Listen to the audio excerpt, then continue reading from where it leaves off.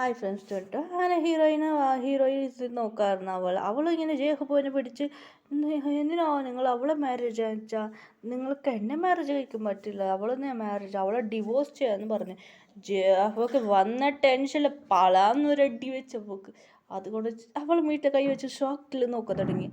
എന്താ നിരിച്ചു പോയാ ഇവള് പറഞ്ഞു കേട്ട് ഞാൻ നിരിച്ചു പോയ നീ ഫണ്ണിക്കാഴ്ച എന്ന് വെച്ചാൽ റിയല്ല പറഞ്ഞ നീ എന്താ നിരിച്ചു പോയോ ഇവളല്ലേ നിങ്ങൾക്ക് പ്രപ്പോസ് ചെയ്തത് ജസ്റ്റ് പറയുന്നത് ഇവളാണ് എനിക്ക് പ്രപ്പോസ് ചെയ്തത് ഇവളല്ല എനിക്ക് പ്രപ്പോസ് ചെയ്തത്. അതുകൊണ്ട് അവൾ ഷോക്കായിട്ട് നോക്കാൻ തുടങ്ങിയ ഞാൻ തന്നെയാണ് ഇവൾക്ക് പ്രപ്പോസ് ചെയ്തത്.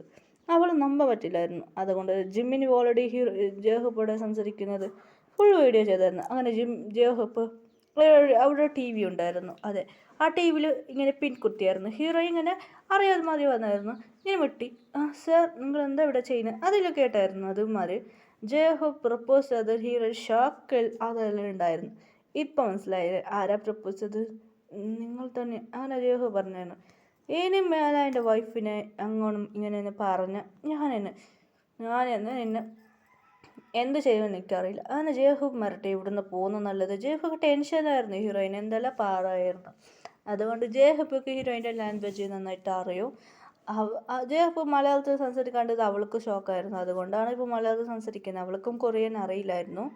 അങ്ങനായിട്ട് ഹീറോയോ ചിരിക്കായിരുന്നു. വേണമായിരുന്നു ഇവൾക്ക് ബാക്കിയുള്ള സ്ഥലം ചിരിച്ചു കഴിഞ്ഞാൽ അവൾ ടെൻഷൻ അവിടെ നിന്ന് പോയായിരുന്നു.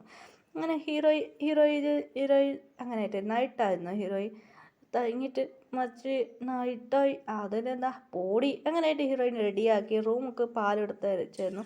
അങ്ങനെ ജേഹബ് അങ്ങനെ കോളിൽ സംസാരിച്ചായിരുന്നു.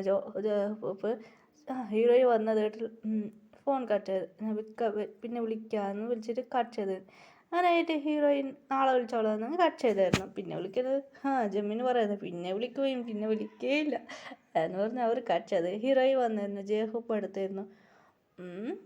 പാല് കൊണ്ടു ജേഹബ് പറഞ്ഞു എനിക്ക് പാൽ വേണ്ട, ഇത് ബാദം പാലാ.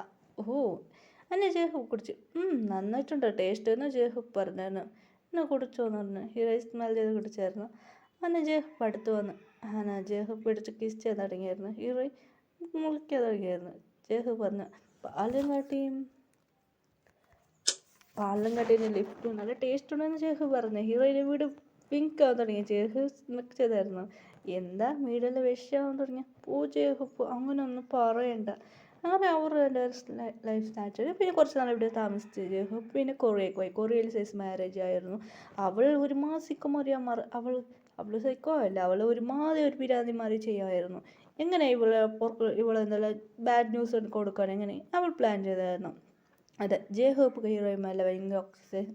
ജേഹബ് എല്ലാ കാര്യം അറിഞ്ഞു. അങ്ങനെ ഹീറോയി ആ ന്യൂസ് അറിഞ്ഞ് അവൾ പോയി അവളെ ഇടിച്ച് ചമ്മന്തിയാക്കിയിട്ട് വന്നു. അങ്ങനെയായിട്ട് അവൾക്ക് വേറൊരു ചെക്കനെ കൂടി മാരേജ് ചെയ്യിച്ചു. അങ്ങനെയായിട്ട് ഹീറോയ്ക്ക് ഭയങ്കര ഹാപ്പിയായിരുന്നു. അങ്കിൾ നിങ്ങളെ മോൾ ഇങ്ങനെ ചെയ്യുന്നതെന്ന് പറഞ്ഞ് അവളെ ഡാഡി പിടിച്ച് കല്യാണം കഴിപ്പിച്ചു.